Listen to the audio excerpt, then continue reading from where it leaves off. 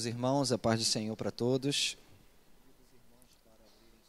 Convido os irmãos para abrirem suas Bíblias. No Salmo 125.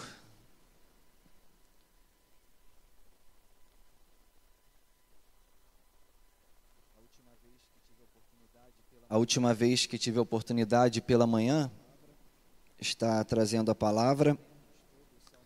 Nós lemos todo o Salmo 125, mas frisamos apenas o verso 1º e o verso 2º na exposição do texto.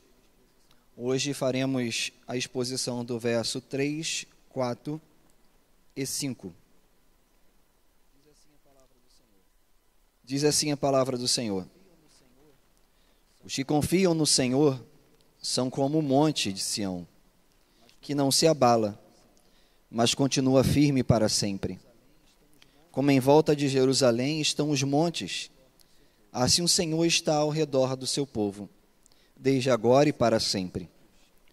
O cetro dos ímpios não permanecerá para sempre na terra dos justos, para que os justos não comecem a praticar iniquidade. Faze o bem, Senhor, aos bons e aos retos de coração. Quanto aos que se desviam para os caminhos tortuosos, o Senhor os levará juntamente com os malfeitores. Paz sobre Israel. Amém? Palavra do Senhor. Meus irmãos, na oportunidade que nós tivemos, a caráter de introdução, falamos sobre a triste ocasião que ocorreu em Blumenau, na educação infantil, Cantinho do Bom Pastor, onde um homem de 25 anos realizou um ataque. E a pergunta que nós fizemos naquele dia foi: aonde isso vai parar? Será que estamos seguros? Em quem confiarmos nesses momentos que nos assola? E é interessante a gente pensar um pouquinho sobre isso, porque este salmo, como nós falamos naquele dia, ele é um hino de confiança na proteção de Deus. E é interessante que esse salmo é um salmo de romagem. É um salmo, e esse título ele faz referência à subida para Jerusalém, ou subida processional ao monte do Senhor. Eram salmos peregrinos, preces e canções daqueles que subiam a Sião para adorar ao Senhor nas grandes festas. E o que nos chama a atenção é que quando o salmista ele escreve esse salmo, salmista esse que é desconhecido, ele está passando por um momento difícil. Pelo que nós vemos no texto sagrado, o texto vai dizer que o cetro dos ímpios, ele está na terra dos justos. E alguns estudiosos entendem que isso está falando de opressão, está falando de domínio, está falando de uma situação terrível que a nação de Israel está vivendo. E provavelmente é por conta das nações inimigas que estavam dominando Israel. E quando a gente passa a olhar o contexto deste salmo, e principalmente o início dele, nós vemos a imagem crescendo para nós, que é o texto que nós nos debruçamos num domingo em que tivemos a oportunidade de pregar, que é sobre o monte. E na ocasião nós falamos sobre o monte Sião. Israel cercado por montes, e no centro está o monte onde está localizado Jerusalém, propriamente dito, o templo. O salmista parece que ele está olhando justamente para um desses montes. Ele fixa o seu olhar e ele vai dizer que o justo é como esse monte, ele é firme. E então nós começamos a discutir naquela ocasião sobre essa firmeza. É claro que nós, como crentes, nós ficamos abalados em diversos momentos, ora sentimentalmente, inclusive, às vezes a nossa fé é abalada por conta de situações terríveis que nós passamos. E uma das coisas que nós comentamos aqui é que a firmeza que está sendo discutida aqui é sobre a fé em Cristo Jesus.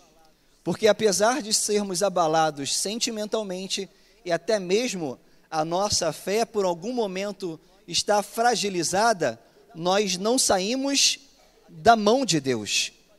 Até porque o Salmo vai dizer, assim como Deus, os montes cercam Jerusalém, assim também Deus cerca o seu povo. E perceba que o texto está dizendo aqui para nós que isso não é algo, a firmeza não é proveniente de nós, mas é por conta do guarda de Israel. É por conta de Deus que protege o seu povo em todos os momentos, apesar das dificuldades. E por isso nós trabalhamos o tema naquele período sobre o guardião dos justos. E nós falamos inicialmente que Deus, Ele é o nosso guarda, porque Deus, Ele guarda o seu povo para sempre. Seja em diversos momentos. Agora, nesse momento terreno que nós estamos passando, de dificuldades por conta do pecado, até a eternidade, nós estamos na mão de Deus. E ninguém pode nos tirar disso. O próprio apóstolo Paulo lhe disse, quem vai nos tirar do amor de Deus?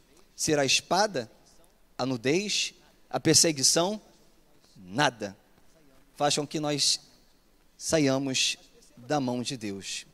Mas perceba comigo, um outro motivo, porque Deus é o guardião do seu povo. Porque Deus, Ele estabelece limites à maldade opressora. E isso é justamente o que o verso 3, ele está nos dizendo. Ele vai dizer, o cetro dos ímpios não permanecerá na terra dos justos, para que os justos não comecem a praticar a iniquidade.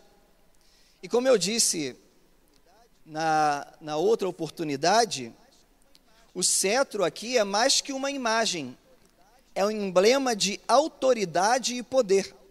Ou seja, a autoridade que está sendo exercida aqui na terra do justo não é a autoridade de Deus. O texto está dizendo sobre um domínio, sobre uma força opressora que não é de Deus. Naquele contexto, é de outras nações. E a gente relembra alguns momentos em que, por exemplo, Deus permitiu que a nação babilônica invadisse e sitiasse Jerusalém.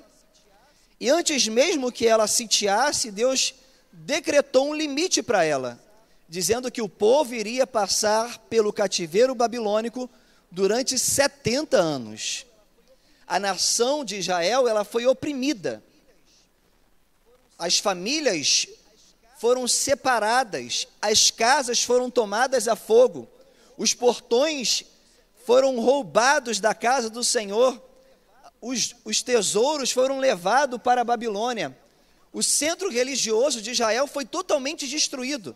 Então, houve opressão por permissão da parte de Deus na terra dos justos. E é justamente isso que o texto ele está apresentando aqui para nós. Meus irmãos, ainda hoje nós vivemos a realidade do mal. A opressão que se agrava dia após dia neste mundo. E a pergunta que nós fazemos é, às vezes pensamos que a realidade e da maldade do homem, ela não vai ter fim. Aonde vai parar essa opressão? Aonde vai parar essa ação maligna que nós, de alguma forma, sentimos? A frase do salmista, quando a gente lê o texto, é de plena confiança de que este poder e autoridade maligna não será empregada na terra do justo para sempre. Perceba que o texto vai dizer que esse cetro que está na terra dos justos, ele terá um fim. E essa é a palavra que nos enche de esperança. Porque vivemos o mal moral, Quando nós andamos na rua, nós ficamos até assustados com a inclinação má do ser humano, aonde rouba, aonde furta, aonde não respeita mais a liberdade do outro, e a gente vive nessa opressão a cada dia. A igreja está inserida dentro de um contexto que é mau. O coração do homem, a influência cultural caída, ela exerce influências, sim, e nós de alguma forma estamos sentindo isso. Mas não somente isso, não é somente o mal moral, mas também o diabo, ele tem poder. E ele tem poder e atua ferrenhamente neste mundo que é envolvido pelo pecado. E algumas vezes, ele tenta atingir os cristãos com flechas e dardos inflamados. E Deus às vezes permite a ação de Satanás na vida dos crentes, até para que eles possam crescer, amadurecer e viver as experiências pessoais com Deus. Assim como aconteceu com a nação de Israel. Deus permitiu que o cetro dos ímpios estivesse sobre a terra dos justos. Ou seja, meus irmãos, nós passamos sim por alguns males. Enquanto estivermos aqui, nós iremos sofrer com essas consequências.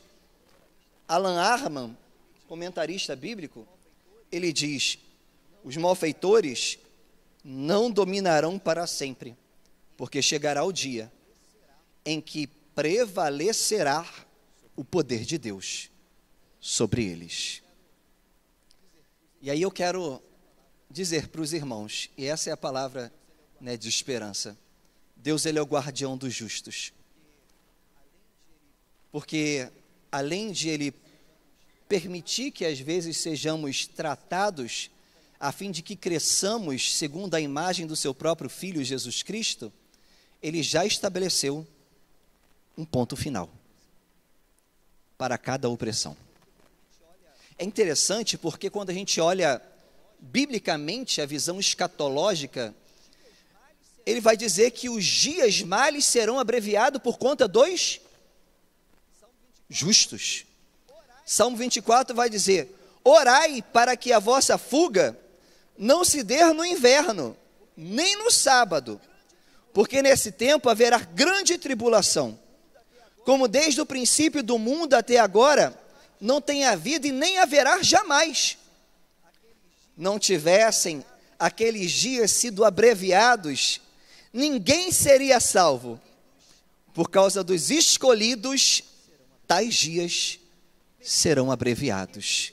Percebam que existe uma ação de Deus e um olhar paternal quanto aos seus filhos, de modo que toda a opressão que hoje nós estamos vivendo e que vai crescer dia após dia, Deus, ele vai proteger os seus filhos e os seus escolhidos de tal maneira que ele vai abreviar esses tempos.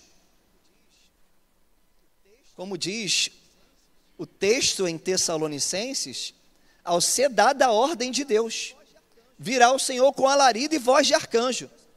Aqueles que morreram em Cristo ressuscitarão primeiro, depois nós, os que estivermos aqui, seremos tomados pelo Senhor. Então, olhando para esse texto, a gente percebe que o guarda de Israel, ele não tosqueneja, ele não dorme, ele está atento a cada detalhe da sua vida e da minha vida.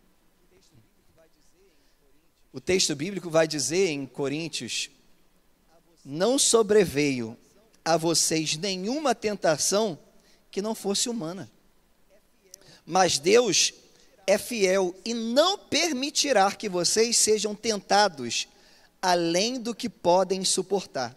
Pelo contrário, juntamente com a tentação, proverá livramento para que vocês a possam suportar. Mesmo diante dessa realidade que nós estamos vivendo de pecado, meus irmãos, Deus ele permite que sejamos provados, mas ele não te dá nada além daquilo que você possa suportar. O objetivo de Deus com as provações e com a permissão do cetro do justo na terra dos injustos, na terra dos justos, é apenas para que sejamos aperfeiçoados, moldados, refinados como ouro e preparados para a boa obra do Senhor. Deus estabeleceu limite para o mal, para o próprio Satanás.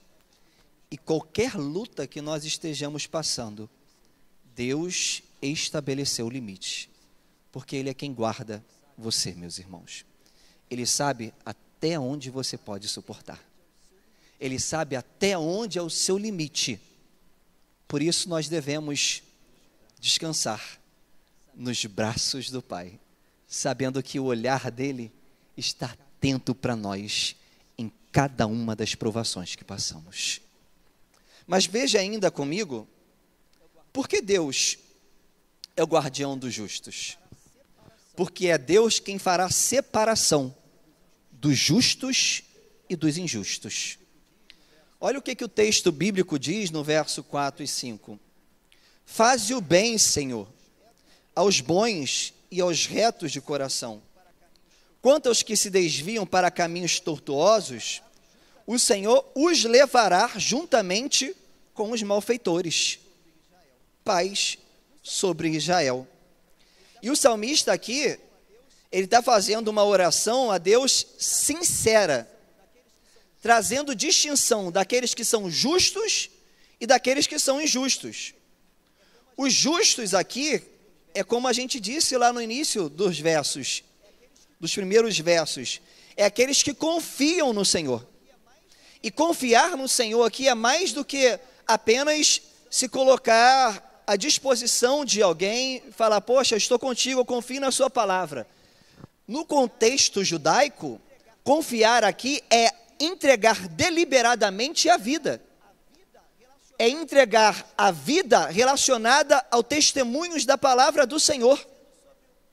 Então ele está dizendo sobre um contexto em que a minha vida está pautada naquele que deu a palavra para seguirmos. Essa é a ideia de confiança.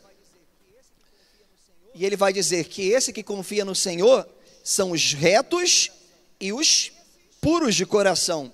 Esses merecem o bem de Deus. Já os que foram revelados no período da tribulação, não possuírem um coração no Senhor, esses serão levados junto com os malfeitores. E a súplica do salmista aqui é para que Deus estabeleça juízo e preserve aqueles que confiam no Senhor. Meus irmãos, o contexto é de provação que o salmista está dizendo aqui. Existem malfeitores que estão imputando mal sobre eles. E a oração dele, Senhor, separa aqueles que são seus. Aqueles que são seus, guarda. Mas aqueles que não são, e que também se mostraram a favor dos malfeitores, leve com eles. Estabeleça a justiça. Aqueles que, no meio da prova, foi revelado o segredo dos seus corações, estes são o oposto daqueles que confiam e permanecem como os montes de Sião, que não se abalam e permanecem para sempre. Aqueles que no meio da provação permaneceu com o seu coração firme nas tribulações, que estão guardados pela mão do Senhor, esses são como os montes, firmes, que não se abalam. Mas aqueles outros que se mostraram e inclinaram-se para a maldade, meus irmãos, estes são malfeitores. E Deus está falando, separa. E na Bíblia a gente vê falando sobre isso? Separar justos e injustos? Sim. João Batista, olhando para os líderes religiosos que estavam contra Deus, ele disse, eu vos batizo com água para o arrependimento. Mas ele está olhando os malfeitores que estão ao redor dele só criticando. E ele vai dizer, mas aquele que vem depois de mim é mais poderoso do que eu, cujas sandálias não sou digno de lavar os pés. Ele vos batizará com o Espírito Santo e com fogo. O verso 12 ele vai dizer, a sua pá ele a tem na mão, e limpará completamente a sua eira. Recolherá o seu trigo no seu celeiro, mas queimará a palha em fogo inextinguível. Meus irmãos, o joio está no meio do trigo. Isso é palavra do Senhor. Nem todo mundo é justo. E nem todo mundo que está na igreja é trigo. Mas somos nós que vamos fazer essa distinção? Somos nós que vamos separar? Não. Quem separa é Deus, no momento do julgamento dele. Mas todos que estão aqui são amados, acolhidos e envolvidos pela palavra do Senhor, todos os dias, e dominicalmente. E como membros do corpo de Cristo, nós devemos amar e se entregar a todos de igual modo. Mas é Deus quem está nos dizendo que Ele vai separar justos dos injustos. O salmista aqui, ele está justamente trabalhando essa ideia escatológica que aponta para os últimos dias. Deus, ele vai separar aqueles que não são, vai seguir com os malfeitores para fogo inextinguível. Caminhará para a segunda morte. E será oprimido pela própria ação de Deus, que se mostrará como justo juiz no inferno. É isso mesmo. O inferno, ele é uma demonstração da justiça de Deus. Agora os seus eleitos estarão com o Senhor no seio de Abraão. Entenda aqui, meus irmãos, que todos, como diz as Escrituras, comparecerão diante do tribunal de Deus. Os justos receberão seu galardão, porque já foram julgados na cruz do Calvário pelo sangue de Cristo. Não há mais condenação para estes. Mas aqueles a qual não tem o sangue de Cristo sobre eles, estes serão julgados por todos os atos que eles fizeram e serão caminhados para a morte eterna. E aí nós nos deparamos então com a frase do salmista: paz sobre Israel. Esse é o coração dele, gritando por paz numa situação que ele está vivendo de terror. Lembra das perguntas que nós fizemos no início? Senhor, até quando isso vai durar? Um homem de 25 anos aproximadamente entrar com uma machadinha e matar um montão de crianças numa escola onde crianças indefesas, cheias de futuro para frente, não poderiam fazer nada. Até quando, Senhor? Até quando nós vamos viver isso? Essa é a realidade do salmista. Está vivendo essa opressão e por isso ele está orando dessa forma e cantando este salmo. E ele vai dizer: paz sobre Israel. Meus irmãos, vivemos num reino que avança a cada dia como a luz da aurora. Sabe a luz da aurora? De manhãzinha, a gente vê clareando, clareando, até se tornar um dia perfeito, né? Esse reino estabelecido por Cristo na cruz do Calvário é dessa forma. Ele já está dentro de nós, nos nossos corações. É aquilo que a gente chama do agora sim e ainda não. Nós não estamos plenamente vivendo a realidade desse reino, né, no reino eterno celestial, mas já está aqui dentro de nós. E esse reino, ele está avançando como a luz da aurora, dia após dia. E vai chegar um momento em que isso irá se concretizar, em que todos estarão diante de Deus. Nós, os justos, ainda numa terra pecaminosa, já gozamos dessa paz no nosso coração que Cristo nos dá, porque o Espírito Santo, ele habita dentro de nós, mesmo tendo pressões culturais do pecado e tentações do diabo. Mas entenda, meus irmãos, chegará um dia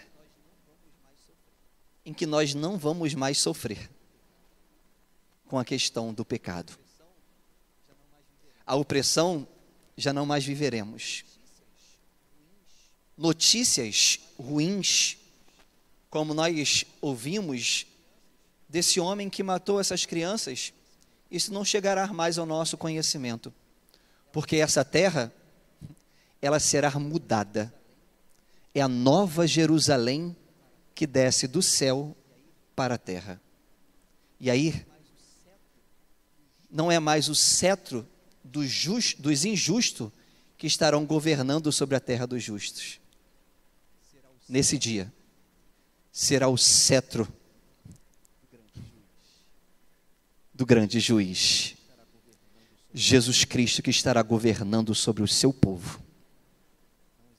E aí, não existirá mais injustiça, morte, o pecado, porque gozaremos na eternidade da paz de Deus para todo sempre. Paz sobre Israel. Feche seus olhos.